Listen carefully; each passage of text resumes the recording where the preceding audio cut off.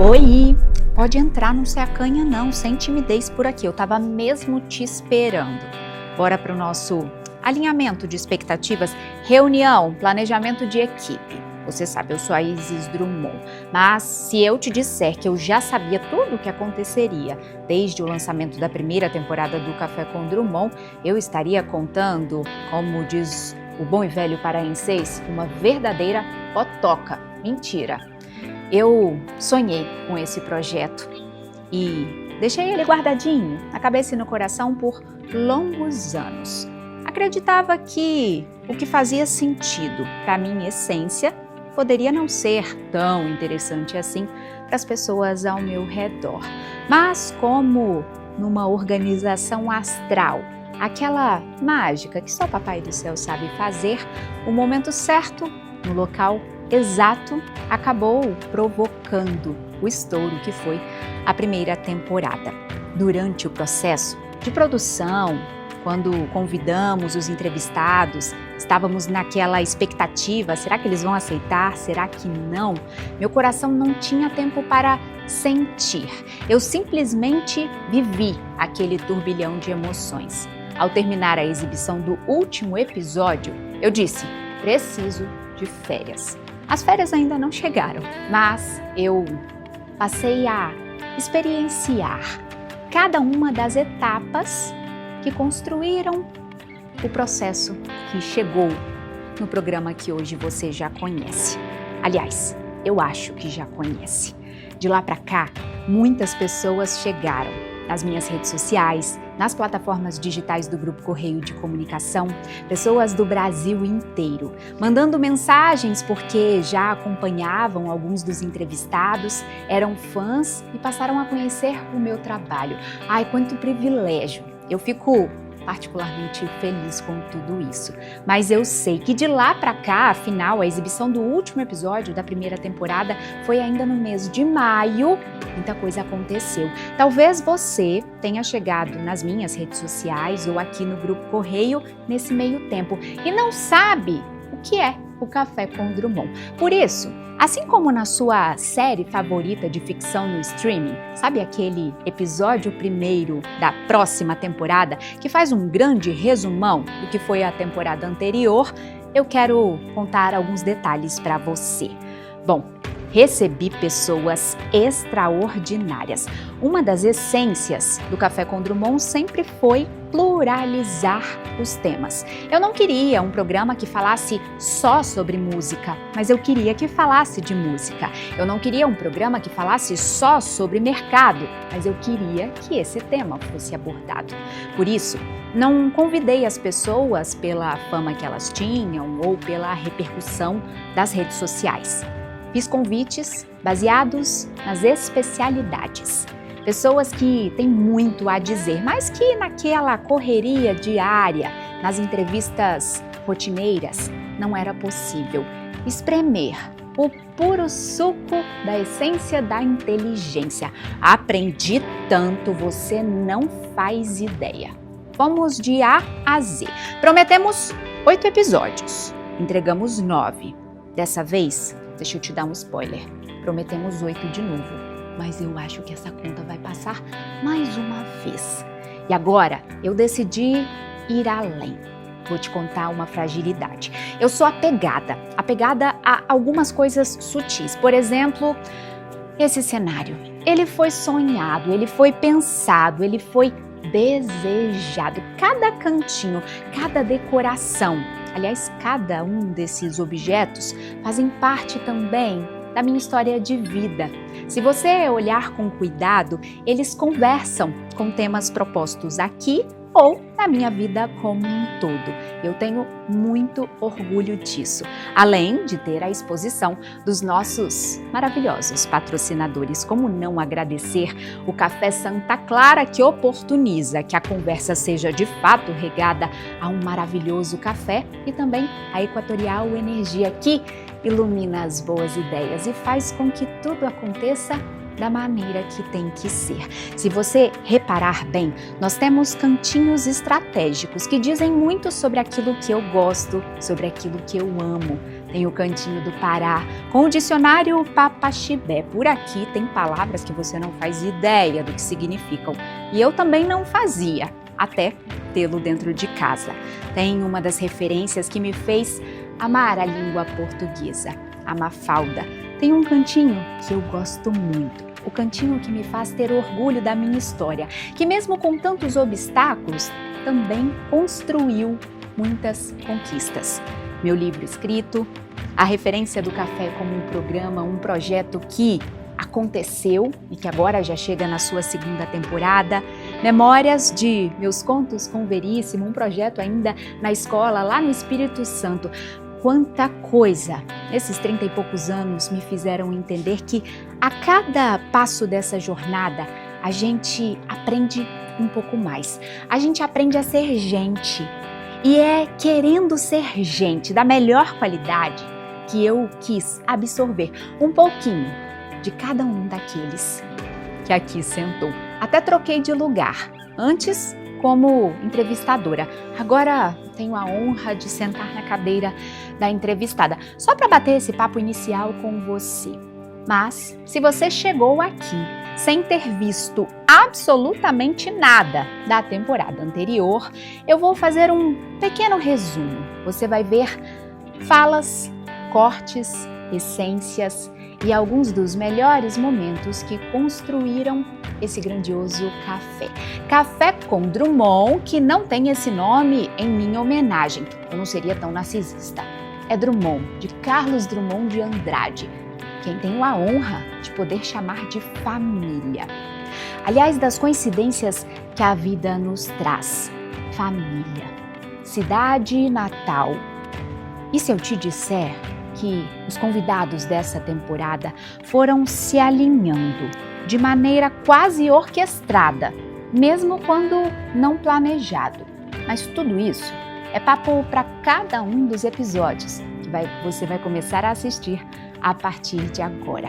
Seja muito, muito, muito bem-vindo à segunda temporada da sua dose de diálogo e inspiração.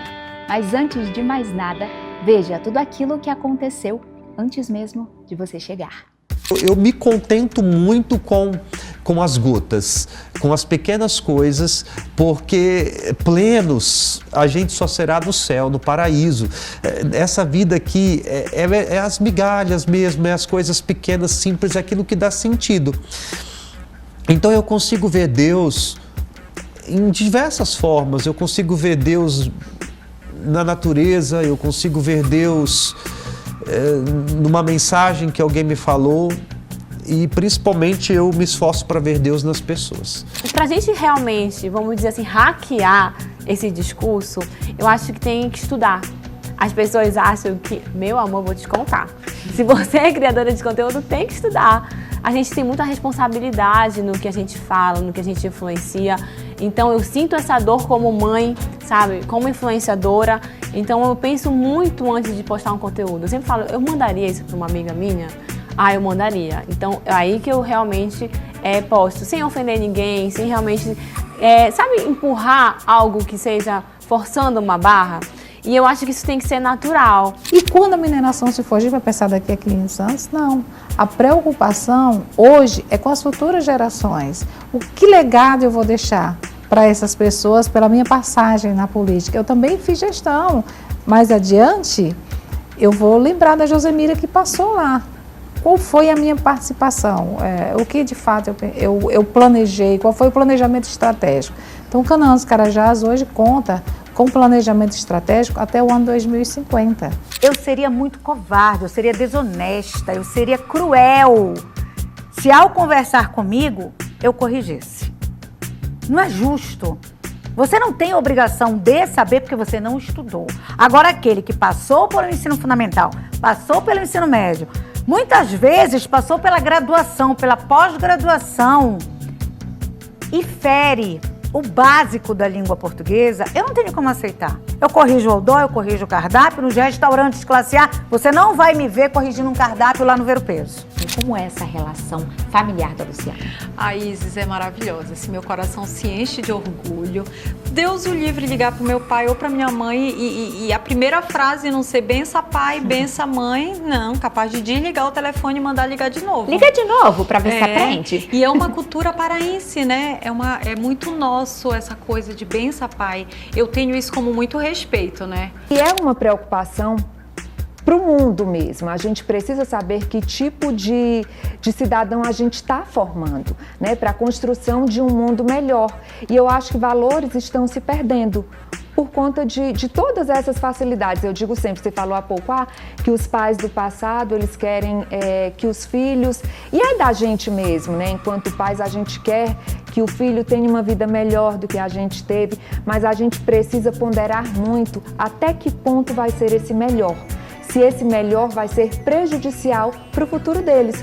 Porque nós temos inúmeros exemplos de que é isso que acontece. E eu te digo com muita propriedade, porque dentro da minha família isso já aconteceu.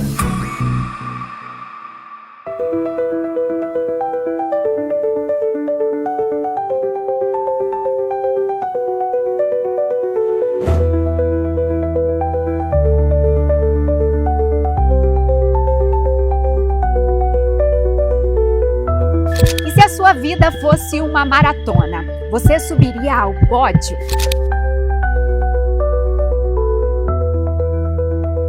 Protagonista ou coadjuvante? Este é um dos temas do primeiro episódio da segunda temporada do Café com Drummond. A sua dose de diálogo e inspiração está de volta.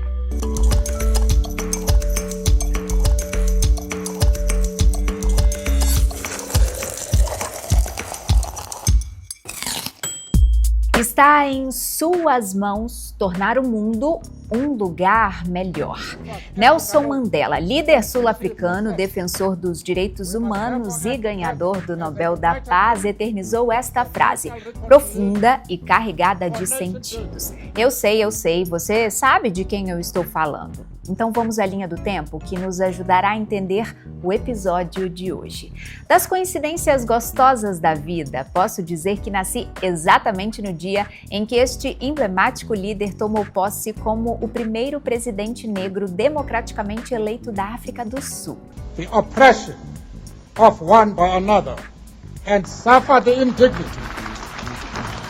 Enquanto isso, num hospital de Juiz de Fora, somente pela ausência de uma rede médica melhor preparada em minha querida Rio Pomba, nascia eu, caçula de Antônio Eustáquio e Valquíria, irmã de Sara, com H no final.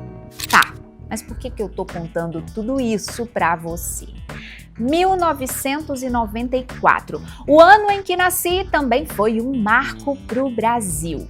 O Plano Real foi lançado num tempo em que o país buscava o alívio diante da inflação que parecia não ter fim.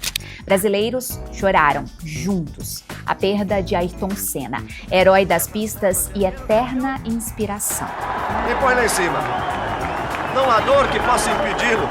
Apesar do luto, explodimos de alegria com o tetracampeonato da seleção brasileira nos Estados Unidos, com Romário e Bebeto embalando um só grito, orgulho do país do futebol.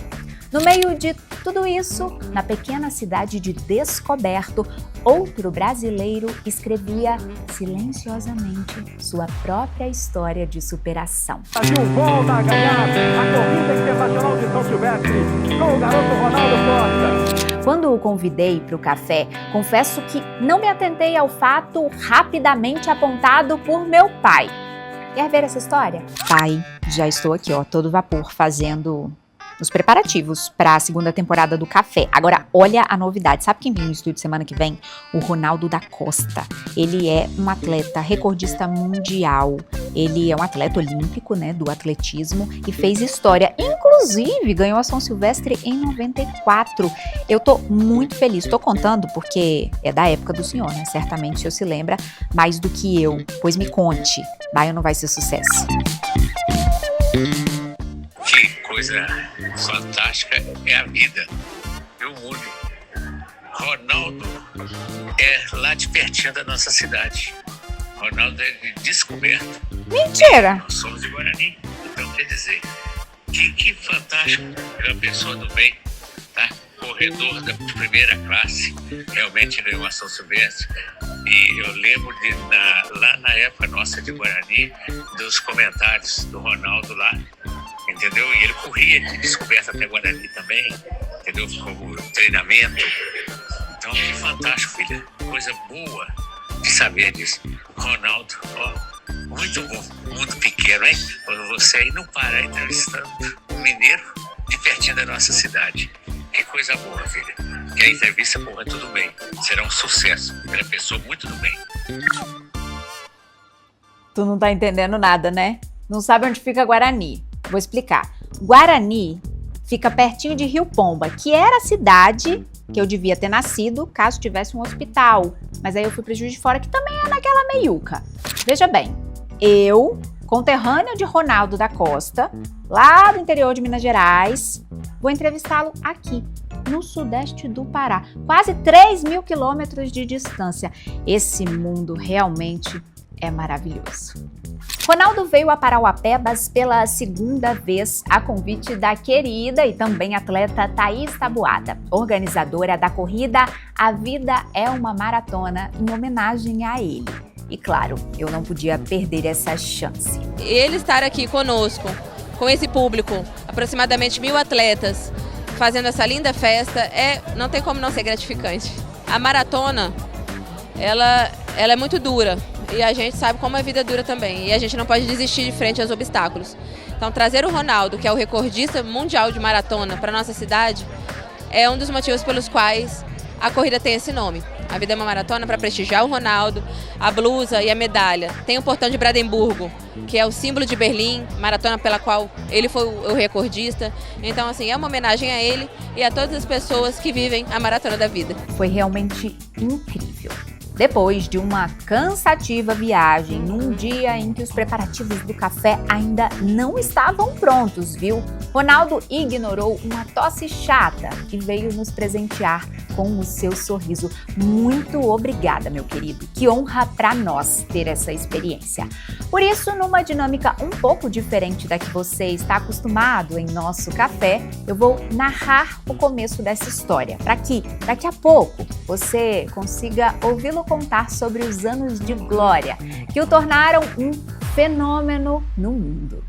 Era uma cidade pequena o bastante para que as vitórias virassem festa na praça e os sonhos coubessem numa conversa despretensiosa à sombra de uma árvore. Descoberto, Minas Gerais. Ali começou a matéria-prima de uma história que anos depois faria o mundo ouvir o nome de um mineiro correndo como ninguém. Filho de Dona Eugênia, mulher simples e de força inabalável, ela criou 11 filhos com a coragem de quem acredita na potência de cada um.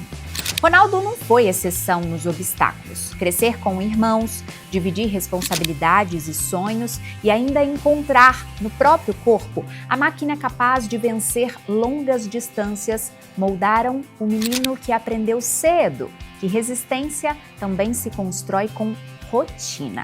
Trabalhou numa olaria e ajudava em casa com tudo que podia.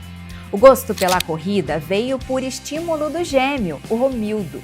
Primeiro, numa prova local, depois outra e outra, até que o menino da cidade pequena passou a sonhar com horizontes maiores. Mas foi em 94, eu disse que esse ano era especial, que o mundo o reconheceu. Um mineiro franzino, tímido no sorriso, mas gigante na coragem. Ele surpreendeu o Brasil ao vencer a corrida São Silvestre. Era apenas o início. A vitória transformou o garoto das ruas de terra em promessa mundial.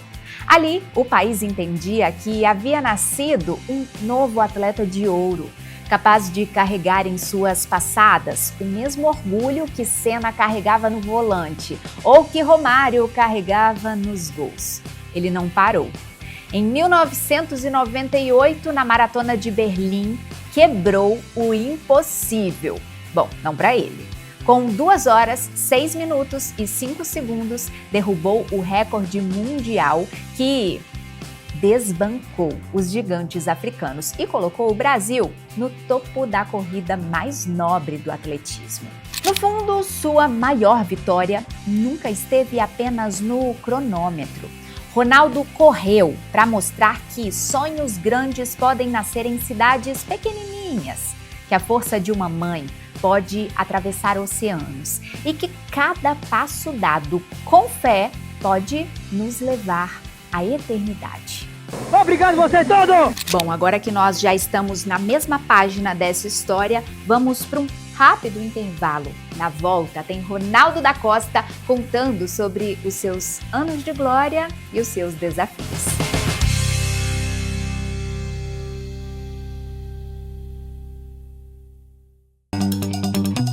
Sul do Pará, coração produtivo da nossa terra e o mais energia parada equatorial tá a todo vapor. Tem ampliação de subestação em Canaã dos Carajás, Dom Eliseu, Nova Ipixuna, modernização da rede elétrica em Conceição do Araguaia, Marabá, Parauapebas, Redenção. Tá bonita a produção do seu Joaquim. São 14 bilhões investidos em todo o Pará. É energia para gerar empregos e impulsionar projetos. Onde tem Pará, tem trabalho da Equatorial.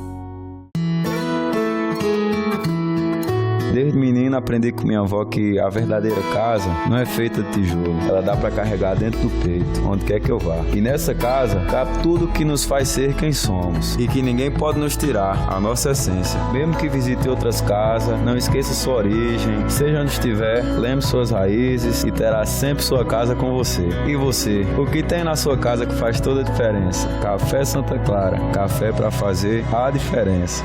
Chegou aquele momento do programa que eu adoro, a hora do nosso café. No Pará, todo mundo tem uma história com o café Santa Clara, seja no café da manhã em família, na pausa para o trabalho ou no café da tarde. Há mais de 65 anos, acompanhando os paraenses com sabores e qualidade que fazem parte da nossa rotina. E tem uma linha completa para todos os gostos e ocasiões. Cafés tradicionais, cafés especiais, solúveis, cápsulas, cappuccinos e muito mais. Eu, claro, já garanti o meu. Vou colocar aqui na xícara para tomar um café coado enquanto a gente assiste o nosso programa. Café Santa Clara, a diferença é clara. Já estamos de volta com o seu Café com Drummond, reflexões profundas no dia de hoje acerca do esporte e como o esporte salva vidas. Ronaldo da Costa, o fenômeno de descoberto. Ronaldo, mais uma vez eu quero te agradecer por estar aqui, por disponibilizar o seu tempo. Dois mineiros que se encontraram no interior do Pará, em Parauapebas, né? Emblemático no dia de hoje. Ronaldo, vamos dar continuidade ao nosso papo, porque eu quero que você conte pra gente agora, a partir do momento que você se percebeu vitorioso, que você entendeu, bom, eu sou grande, eu conquistei algo. E dali pra frente, você se entendeu um atleta que viveria disso, você fez planos, as coisas foram acontecendo. Como é que a sua vida foi depois de 94? Imagine você ganhar uma São Silvestre, uma das mais provas da América do Sul, né? Como diz eu sempre falo para alguns amigos meus, né? Às vezes você está preparado para aquele momento, para a vitória, para competir. Às vezes você não está preparado o que vai acontecer depois. Hoje em dia mudou muita coisa, né? Hoje um atleta tem uma assessoria, está te orientando, né? Um psicólogo.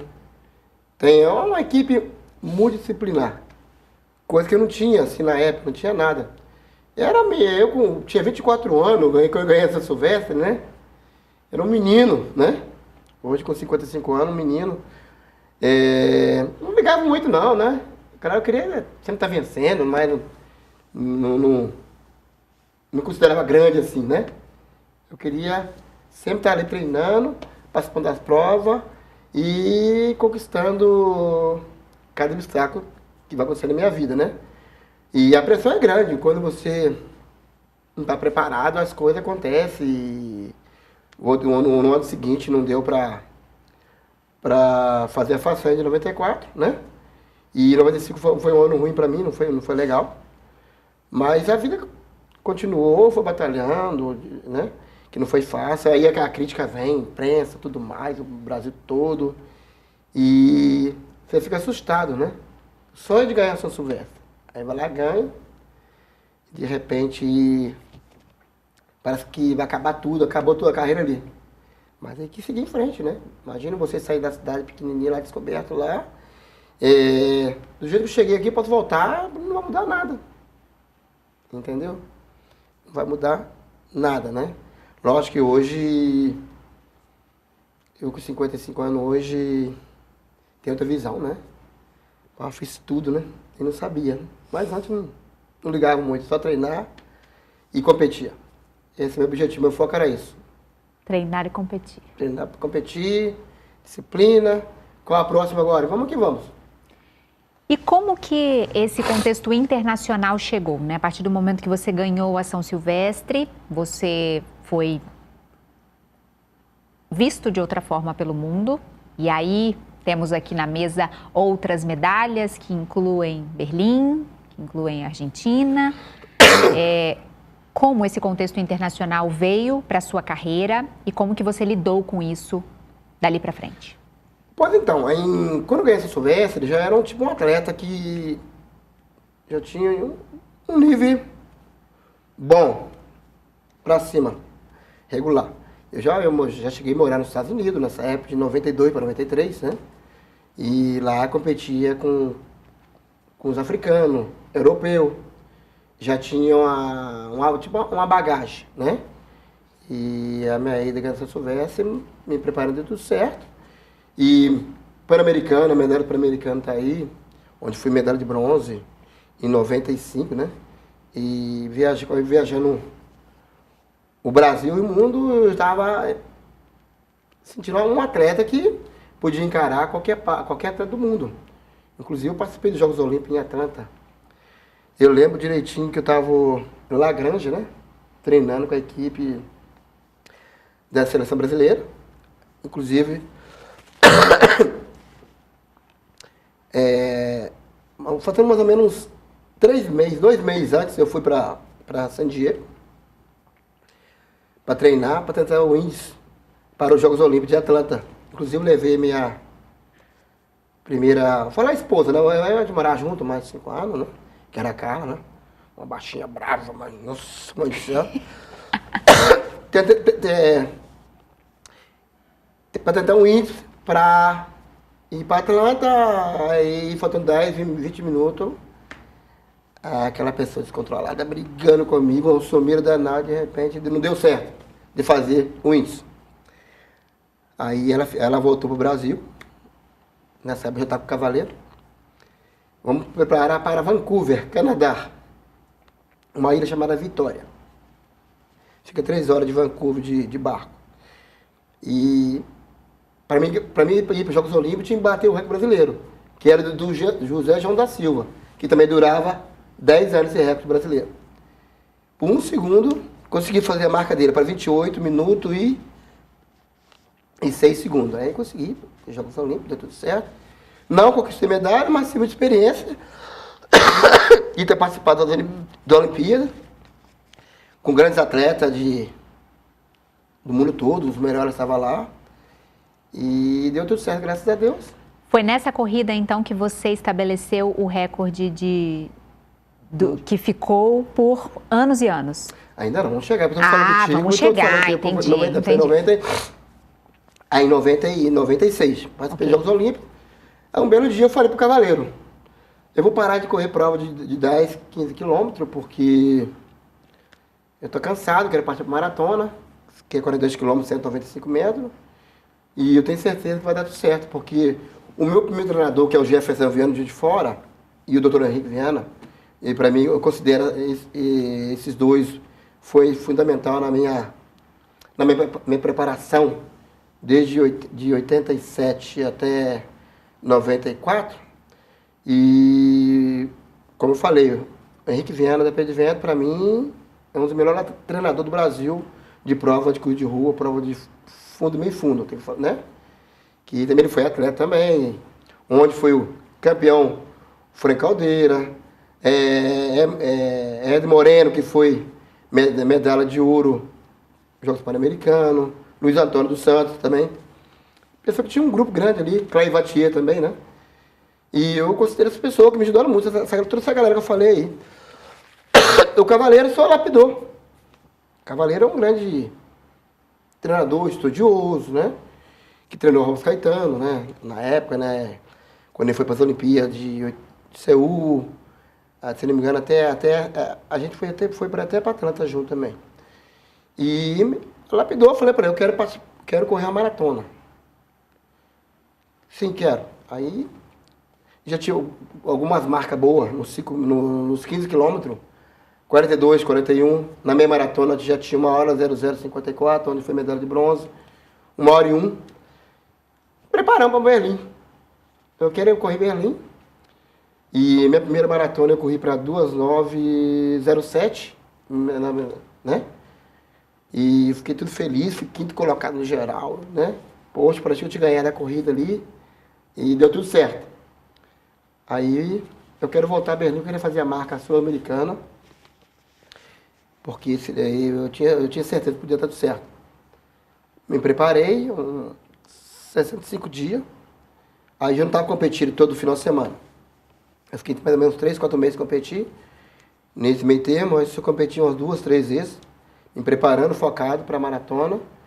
E deu tudo certo. Imagina você, nessa segunda maratona da sua vida, você chega em Berlim confiante, né? Que ia dar tudo certo, não pensando em bater um recorde mundial, mas marca sul-americana. E de repente o mundo te olha você de um jeito diferente. Eu fui o primeiro homem da maratona. Se a maratona tem 200 anos, foi o primeiro homem fazer um pace abaixo de 3 por quilômetro, 2,59. Fui o primeiro homem correr a segunda parte mais rápida que a primeira. Isso era impossível naquela época, né? Porque na teoria você vai ficando mais cansado, né? Sem aquela tecnologia, sem o tênis, placa de carbono, né? Sem aquela alimentação que precisa. Hoje em dia tem toda uma assessoria por trás disso aí, não tinha nada disso, né? Não tinha. E eu lembro que a minha primeira nutricionista foi cobaia, ela era estagiária. Trabalhava com o Cavaleiro, que foi meu treinador, lá na aeronáutica. Algumas coisas, me chegou, conversamos direitinho. Ronaldo, você come o quê? Come arroz, feijão, angu, batata, fritura não gosto, diferente não. Beleza, ótimo. Não vamos mudar quase nada, muda só algumas coisinhas, só o top. Beleza, deu tudo certo, segui aquela planilha, a comer aquela comidinha caseira interior. Lógico que hoje em dia mudou muita coisa, que é até melhor, né? Foi feito mais fácil, né? Deu tudo certo, tudo com minha força de vontade, talento, né? Coragem, foco, disciplina, as coisas aconteceram naturalmente. Bati o recorde mundial. Aí faltando 2 quilômetros, se eu bater o recorde aqui, ganhar essa corrida aqui, vou sambar e dar de estrela. Naquele momento passou um filme na minha cabeça, no quilômetro 32 para 35, né? Lembrando da minha infância, da onde eu vi, né? A dificuldade que eu passei de passar, não tinha dinheiro para passagem, veio na alimentação, vai ter que guardar o almoço para comer na janta. Eu, Luiz Antônio dos Santos, né? Nós temos uma história bacana. E na época tinha de 92 para 93, era um grupo seleto, né? Um grupo de ouro, que eu considero, essas pessoas que me ajudaram muito, né? Porque se não fossem esses atletas, talvez eu não tinha minha melhor marca nos 5.000, 10.000 metros. Porque se tinha 5 premiação, por 5 primeiros, tinha 20 atletas que corriam abaixo de 29 minutos, 10 quilômetros, né? Nós não tinha quantidade, mas tinha qualidade de atleta. Hoje em dia mudou um pouco. Hoje em dia tem qualidade, tem quantidade, mas não tem aquela quantidade de atleta que tinha. Não é só que não tem talento hoje, não. Porque hoje tem uma corrida aqui, Tem a corrida lá em Belém, tem a corrida lá em Tocantins, São Paulo esparramou. Aí, quer dizer, aí não dá aquela qualidade de atleta para fazer uma grande marca. Na minha época, não. Eu peguei uma época de ouro, Vanderlei Cordeiro, Valdenor, Luiz Antônio dos Santos, Hermes Zeben, que ganhou São Silvestre, João da Mata, que tava parando, José da Silva tava parando, Diamantino, se eu falar, tem uns 30 ou mais aí, os caras que fez história no atletismo, depois vem eu, Luiz Antônio, Vanderlei Cordeiro, né? Essa galera toda, né? E de bater um recorde mundial. Sem essas pessoas assim, talvez não chegar nesse nível, né? Porque quando o calo aperta, você tem que ir. Tem que ir. Ou vai ou racha, né?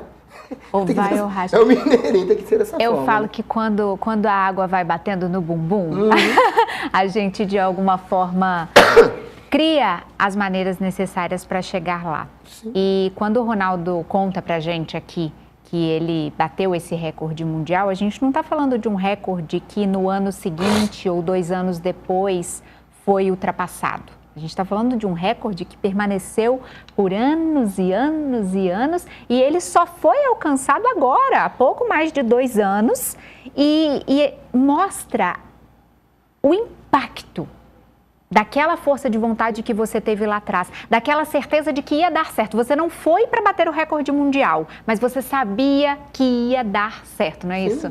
Quando você tem confiança, você confia no seu treinador, confia no seu talento, né? Aí eu falo para as pessoas, não adianta você ter o talento, mas você tem que ter o quê? Disciplina. Aquela força interior. E eu vou conseguir. E eu sempre brincava, eu lembro uma vez, o Elias Bastos, maratonista. Ele é mais novo que eu, pouca coisa, né? Já viu o Renato Costa bater o recorde mundial, de repente a palavra tem força, né? Brincando, né? Mas eu sabia que pode acontecer, fazer uma grande marca. Essa marca, 22 anos, foi o sul-americano. Quem mais fez essa marca foi o Daniel Nascimento. Nessa época, quando ele bateu o recorde mundial, ele tinha 2 anos de idade, imagina. E depois, 23 anos depois, ele fez essa marca, né? Infelizmente, né? É triste, chato, né? Ele foi pego com doping em pouco tempo, tá? Ele foi punido do esporte por uns 5, 6 anos, né? Um moleque talentoso, né? Infelizmente, você tem que saber acreditar nas pessoas certas, né? Não é todo mundo que é bom. A minha mãe fala, cuidado com quem você anda, né? Cuidado. Porque eu te falo contigo, tudo que eu tenho, que eu conquistei, foi com honestidade, né? Você foi derrotado, mas eu ergui a cabeça, né? Eu fui para casa com a cabeça erguida. Amanhã eu volto. Vou treinar, vou voltar e vou vencer. Não precisa nada de ultrapassar, de dopar para ser melhor. Porque uma hora a verdade vem, de uma forma ou outra, né? Menino bom, eu fiquei triste, muito chateado, né? Inclusive eu falava com ele ainda, quando ele bateu, fez a minha marca sul-americana. Parabéns, você é o menino que pode fazer a marca, bater um recorde mundial. Depende de você, mas cuidado com as pessoas, né? Principalmente no mundo afora aí, tem muita gente maldosa, muita gente ruim. Às vezes, nem todo mundo quer seu bem. Nem todo mundo. Não todo mundo, né? E falar sobre pessoas que querem o nosso bem me rememora também uma outra coincidência dos bastidores aqui. Eu contava para o Ronaldo, ainda há pouco, que nasci em Minas Gerais, mas fui criada no Espírito Santo, né? Meus pais foram para lá quando eu era muito jovem. E o Ronaldo conhece Vitória, porque você foi para lá participar de uma corrida famosa que tem lá no Espírito Santo, que se chama Corrida Garoto. Garoto é a fábrica de chocolate, provavelmente você aí do outro lado já deve ter ouvido falar, quem nunca comeu um Serenata de Amor ou algum outro chocolate da mesma fábrica. A cidade de Vila Velha, que é onde fica a fábrica, de fato exala o cheirinho de chocolate e todos os anos tem essa corrida emblemática por lá. E, Ronaldo, você foi campeão da Corrida Garoto? Você foi da garotada, participou. Você foi o último. É isso que eu ia falar. Eu ia te contar, ele foi campeão da Corrida Garoto. E na infância, eu participei da Corrida Garotada, que era uma corrida paralela. A de adultos tinha 16 quilômetros, a de criança tinha 3 quilômetros. E eu fui a última colocada. E eu te falo que eu fiquei muito feliz, sabe por quê? Porque algo me ensinou uma coisa muito extraordinária naquele momento, porque os meus pais e a minha irmã, eles comemoraram aquela corrida a minha chegada como se eu tivesse sido a primeira colocada. E eu, uma criança acima do peso, uma criança que sofria bullying, uma criança que estava enxergando naquele momento o esporte como um objeto de busca, de encontro com o meu eu interior, eu vi a vibração daquelas pessoas e que eram os meus familiares e eu me senti campeã. Então eu percebo o quanto que isso é importante. Você falou da sua mãe com muito carinho, né? O quanto esse incentivo é fundamental. Você acha que isso faz diferença? Acho que faz, né? É independente do que eu falo. Se você vai ser o primeiro, ser o último, é importante você ter que estar feliz, né? Quando você faz a pessoa feliz, um sorriso, ou seus pais ficarem tão emocionados, né? A família ali, isso é mais importante, né? E ganhei vitória em 97. Foi uma preparação para a Maratona de Berlim de 97, onde fui quinto colocado em 97, que é maravilhoso, corri para 47,21, as 10 mil garoto, né? Mas tá de parabéns, isso aí, importante você sentiu o gosto de estar participando da pressão, aquela pressão maravilhosa, aquele frio na barriga, né? Que é importante, né? E hoje você está aqui para contar um pouco dessa história. E eu falo que tudo é aprendizado. Sim. E a gente se inspira justamente naqueles exemplos que mostram que a disciplina ganha do talento. Porque o talento é importante e naturalmente você tem um viés, você tem uma personalidade, uma característica corporal talvez que te impulsiona a ser bom e potente no esporte. Mas se não tivesse junto a isso a sua disciplina, o seu discernimento, a sua coragem, você não teria chegado tão longe. Falar nisso, eu tenho um amigo meu, o Ernesto Garcia do Uruguai. Um cara parrudo assim, né? Mas um cara que tinha uma raça. E eu, talentoso, e ele raçudo. Gostava dele, porque assim, o cara não se entregava de jeito nenhum. Às vezes, não adianta você ter o talento. Você tem que ir pra cima, treinar. Porque o talento fica ruim e a disciplina... Aquele atleta que não tem aquele talento, ele vai superar aquele lá que tá treinando, tá? Tem sempre lá em cima lá. Sem dúvida, carga. Sem dúvida. E eu de admirar muito ele. Porque eu corria fácil. Treinava fácil, ele fazia aquela força, mas o cara não entregava de jeito. Ele tem um psicológico muito forte. Isso é importantíssimo. Né? Falando em psicológico, Ronaldo, a gente sabe que a vida do atleta, a vida profissional do atleta, ela é uma vida profissional curta, né? Sim. Até porque a alta performance, ela vai durar ali alguns anos. E a partir do momento que essa aposentadoria acontece, você muda o roteiro. Então, os atletas buscam novas formas de se manter. E como que foi essa virada de chave para você? Em que momento você decidiu permanecer no esporte, mas agora do outro lado? E como foi a sua continuidade? Não foi fácil não, tá? Imagina em 99, né? Aconteceu em 98. Na minha vida ficou assim, tudo rápido, assim, de repente, assim, aí depende daquela caída. E eu vi a história da carteira de motorista, eu tinha, na época, eu vou falar aqui agora, já aconteceu, eu viajava muito. Tinha um cara que na época lá me ofereceu uma carteira de motorista, peguei, naquela era falsa, não tinha tecnologia. Em 99, em 98 para 99, ela saiu na imprensa, no Jornal Nacional. Aí, aquela bomba estourando, pau direitinho. Delegado, advogado, aquela confusão. Meu Deus do céu. Aí eu levei susto, né? Já meu não estava legal, com a separação da mãe da minha filha, que é a Lucília, né?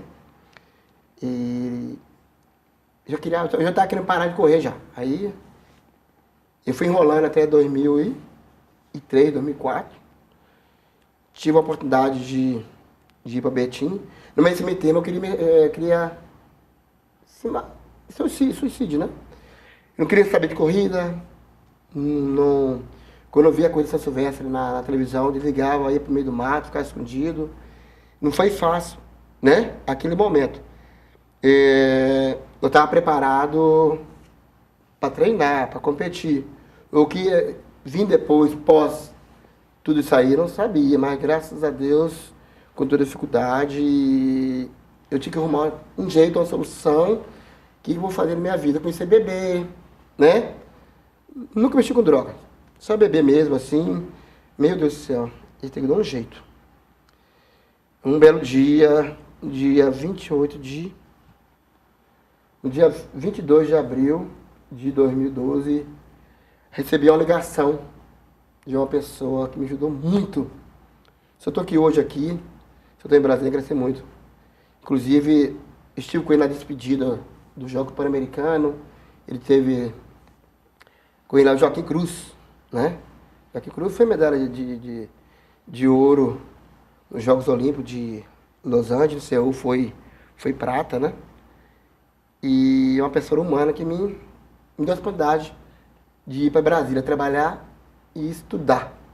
Só tinha a 8ª série, quando eu estava lá em Minas. 8ª série. Você não chegou a fazer o ensino médio? Fiz nada. Aí eu pensei 2 vezes, aí não estava legal com a minha filha, larguei tudo para trás. Larguei 2 apartamentos, chácara, tudo que eu tinha. Eu queria ir embora, eu queria sair daquele lugar ali, eu não estava feliz. Eu queria me matar, se matar, não, isso não é vida. Aí eu pensei, poxa, não posso ser covarde. A história que eu tenho, né, conquista, dificuldade, eu tenho que fazer alguma coisa, eu tenho que estar contribuindo para o esporte, de alguma forma, né. E o Joaquim me fez esse convite de trabalhar e voltar a estudar. Não deu outro, eu cheguei em Brasília dia 28 de abril, no dia 1º de maio comecei a trabalhar, né, no programa chamado Rumo Pódio Olímpico, junto com o professor Fábio, que ele mora em Araçatuba hoje, está morando lá, que ele é de lá. E as coisas deu certo e consegui fazer o EJA, né, fiz o complexo de 2º grau, com dificuldade, que não foi fácil, foi difícil, né. Imagina você ficar aí fora da sala de aula, 25 anos. É outra cabeça, ele tá lá com ela, não foi fácil, mas eu vou conseguir. Aí eu ia todo dia, né? Na faculdade, eu passei lá no EJA, depois fui para a faculdade, e conquistando. E graças a Deus, eu tenho que só agradecer o Joaquim, toda a equipe que me ajudou naquele momento, né? Que adianta você ser um recordista mundial, conhecer o mundo todo, ganhar dinheiro, perdi muitas coisas, não arrependo nada, o que passou, passou, vida continua, estou feliz da vida. Hoje sou professor de educação física, formado, graças a Deus, CREF tudo pago, e hoje eu trabalho na Vila Olímpica, em Samambaia, em Brasília, e hoje eu trabalho com mais de 600 alunos, tenho orgulho de falar, né? Quando eu cheguei lá, cheguei cru, imagina. Era atleta, né? De alto rendimento, não é a mesma coisa você ser atleta para depois virar professor. Não, é diferente. Nem tudo que você vai ser. Esse cara é o melhor atleta, campeão. Não sei se vai ser um grande treinador, né? Mas a minha visão era outra. Eu nunca tive vontade de ser atleta, professor de atleta de alto rendimento, que é complicado, não é fácil. E caiu no colo para mim essa Vila Olímpica, onde eu vou fazer 4 anos. Hoje eu tenho 600 alunos, eu trabalho com criança de 4 a 6 anos, né? Que é DM1, que é? Desenvolvimento motor 1, e 7, 8 anos é o 2, né? E depois trabalhar com iniciação, com atletismo. Aí depois me deu a oportunidade de trabalhar com hidroginástica, eu trabalho com idosos, pilates localizada. E feliz da vida, né? Trabalho com jovem, com adulto. E tô feliz. Saio de casa às 5 da manhã, chego às 7 horas da noite em casa, a minha vida cheia, feliz. Aos finais de semana, quando estou em evento, fico com a minha família. Geralmente, eu fico uma vez por mês em casa, os outros, estrada, viajando, contando a minha história de vida pra galera, né? Da onde eu vi, né? E tudo é possível quando você acredita. Tudo é possível quando você faz tudo certinho, as coisas acontecem. E eu gosto de ir na periferia, para dar oportunidade àqueles jovens, aquelas crianças que não tem, né? Que você é capaz. Estuda. O estudo pode acompanhar junto com o esporte, né? Que é a educação. E foi tarde, para mim foi. Mas não tarde que hoje em dia vivo melhor que antes, sem ser aquela pressão. Nunca é tarde, Ronaldo. Eu falo que o tempo de Deus, ele é o tempo perfeito. E é aquele tempo que nos ensina que até as pedras no nosso caminho foram pedras colocadas por Ele para que a gente pudesse ensinar outras pessoas, inspirar outras pessoas. E a sua história, ela é uma inspiração. Sim. Eu tenho certeza que não foi fácil, eu tenho certeza que não foi um caminho repleto de flores o tempo todo. E tem uma frase que a gente brinca que é: todo mundo quer as cachaças que eu tomo, mas ninguém quer os tombos que eu levo. E é justamente isso. Você teve um processo, você teve um desenvolvimento e muitas vezes as pessoas não conhecem esses pormenores. Sim. E antes de mais nada, eu quero te agradecer pela generosidade de compartilhar a sua história, de trazer esse seu olhar tão único aqui, do interior de Minas Gerais, de pertinho da minha cidade, para o interior do Pará. O Pará que hoje é essa potência para o Brasil. Estamos num ano muito importante e é uma honra para a gente receber você aqui com essa coragem de dar continuidade à sua história, apesar de todos os obstáculos, e de ser a inspiração, de continuar sendo o fenômeno de descoberto. E é muito bom ter essa história na televisão, na internet, e eu espero que seja só mais um dos passos, porque eu sei que eu sou um grãozinho de areia nesse grande campo que você ainda vai projetar inspirações para o mundo. Eu queria, para a gente finalizar o nosso papo, eu ficaria aqui horas e horas e horas conversando contigo, mas eu queria que você deixasse uma mensagem para esses jovens, para esses adultos, para essas pessoas que de alguma forma perderam a coragem de continuar. A sua história é uma inspiração e eu acho que você pode contribuir para mais pessoas por aí. Antes de falar isso aí, eu quero agradecer, né? Em primeiro lugar a Deus, né? Depois agradecer as pessoas, gratidão por me dar a oportunidade, como o Mazin Moad, lá de Descoberta, a pessoa me ajudou muito, né? No começo da minha carreira. O presidente do CBAT, o Vlarmir Motacampo, né? Hoje eu faço parte do ídolo do atletismo brasileiro, junto com o pessoal da Caixa, e está me dando esse apoio, né? E está viajando o Brasil para divulgar o atletismo, principalmente na base, né? E aproveitar a oportunidade também aqui, Instituto Ronaldo da Costa, já graças a Deus já está tudo certinho já. Inclusive vai começar aqui no estado do Tocantins, né? Em Colinas. Daqui uns dias vou começar a buscar as crianças, né? Principalmente o social. Através do social você descobre o talento, né? E agradecer também a Thaís Taboada, né? Já é a segunda vez que eu venho aqui, conheci ela através do doutor Fernando, né? Obrigado por tudo, Thaís. Desejo boa sorte para você, para sua esposa, doutor Guilherme. Por estar aqui para o pé para contar a mensagem de vida para todo mundo, né? Qual outra pergunta você falou mesmo? Qual é a mensagem de inspiração que você deixa para esses jovens ou para esses adultos que de alguma forma perderam a coragem de continuar? Tem que acreditar, né? Força de vontade, foco, disciplina. Independente que era que você possa ser na vida, conquiste o seu espaço, né? Estuda, porque vocês são o nosso Brasil no futuro, o nosso Brasil de amanhã. Nós vamos precisar de você. Então, coragem, foco, força de vontade. De onde sair, você pode chegar também lá. Tudo é possível, né? Acredita em você. Se eu acreditei, se ela acreditou, você vai conquistar tudo que você quer, mas com honestidade. Então chega lá. Ronaldo, eu quero te agradecer. Obrigada de coração. Eu tenho certeza que a sua história ainda vai inspirar muitas pessoas por aí. E você aí do outro lado certamente está emocionado, certamente precisa de um tempinho para se recompor. O Café com Drummond ainda não acabou, tem um quadro especial que você já está esperando, que vai ser no próximo bloco. Portanto, não saia daí, eu volto já.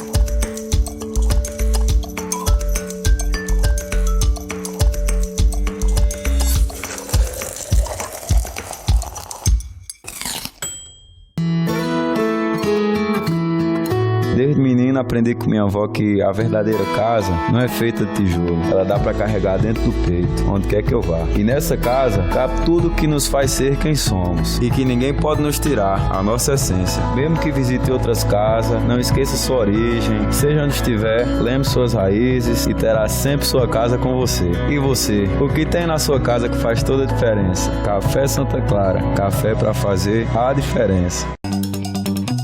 Sul do Pará, coração produtivo da nossa terra e o mais energia parada equatorial tá a todo vapor. Tem ampliação de subestação em Canaã dos Carajás, Dom Eliseu, Nova Ipixuna, modernização da rede elétrica em Conceição do Araguaia, Marabá, Parauapebas, Redenção. Tá bonita a produção de Seu Joaquim. São 14 bilhões investidos em todo o Pará. É energia para gerar empregos e impulsionar projetos. Onde tem Pará, tem trabalho da Equatorial. Estamos de volta com o seu Café com Drummond e depois de uma entrevista tão inspiradora, você pode pensar, já acabou? Pois não acabou não, ainda tem o nosso quadro Energia para Crescer, este quadro que é um patrocínio exclusivo da Equatorial Energia. Portanto, eu te pergunto, preparado para o insight de hoje? Oi, eu sou a Amanda. Oi, eu sou a Ana Maria. Oi, eu sou a Thalita. Oi, eu sou a Ana Radassa. E nós somos do IFPA Time Mosquitas. Hoje a gente vai explicar um pouco sobre a jornada de foguetes, que foi uma experiência que a gente participou da UBAFOG, a Olimpíada Brasileira de Foguetes, e a gente foi medalhista, tanto campeã quanto vice-campeãs dessa jornada. A jornada consiste, no caso todo o processo, consiste em primeiro produzir foguetes dentro da escola e competir ali com os nossos colegas. E a equipe que se destacar mais é classificada e recebe uma carta convite para poder participar de um evento lá na Barra do Piraí, no Rio de Janeiro, onde os alunos desenvolvem foguetes previamente, foguetes de garrafa PET e bases também que podem ser feitas de cano PVC. E lá eles lançam foguetes na horizontal, no ângulo de 45 graus, e a gente fez isso e conseguimos aí uma medalha. E acho que é isso, né, Ana Maria? Sim, a jornada também é constituída por palestras, onde a gente aprende a montar outros tipos de foguete, como por exemplo o de propelente de sódio, com açúcar, né? E também a jornada mostrou pra gente coisas diferentes. Você imaginava que era possível a gente fazer um foguete que tem um paraquedas dentro? Olha que legal, isso a gente viu lá na jornada, assim como muitos outros projetos legais. Inclusive, o foguete de propelente sólido, ele é bem similar aos foguetes como esse aqui, que está no protótipo, como os foguetes que são lançados e produzidos aqui no Brasil, porque nosso país, a gente tem a nossa própria produção aeroespacial. E você, jovem, que quer participar de algum evento científico, nós te incentivamos, porque é uma experiência inovadora, super interessante, e se você também quer participar de uma instituição legal, a gente indica o IFPA, que é a instituição que a gente faz parte. E essa foi a nossa participação no Energia para Crescer. Que histórias como essa possam continuar a inspirar a nossa juventude. Eu fico muito feliz de trazer estes exemplos. Mas bora falar de energia. O Pará é uma terra de histórias que se renovam todos os dias. E o que impulsiona essas histórias é a energia que chega a cada canto do nosso estado. O programa Mais Energia Pará, da Equatorial Energia, nasceu para transformar. São obras, modernizações e investimentos que atravessam rios, cidades e comunidades, levando muito mais do que eletricidade. Levam desenvolvimento, segurança e qualidade de vida. De norte a sul do estado, já são mais de 14 bilhões investidos, centenas de subestações modernizadas e milhares de trabalhadores em ação. Cada poste erguido, cada fio conectado é também uma oportunidade que nasce para os paraenses, porque onde tem Pará, tem trabalho da Equatorial. Equatorial, por você hoje, pelo futuro, todo dia. A toda hora! Equatorial!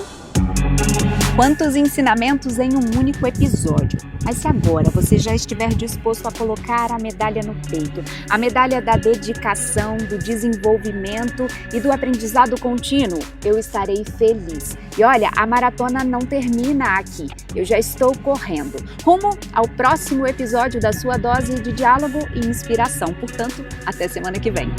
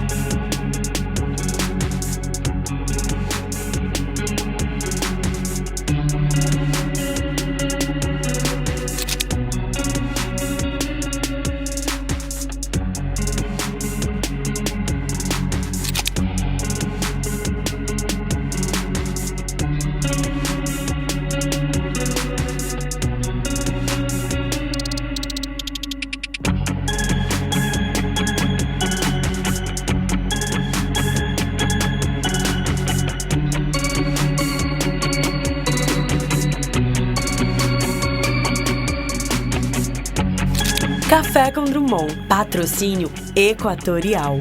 Por você hoje, pelo futuro, todo dia. E Café Santa Clara. A diferença é clara.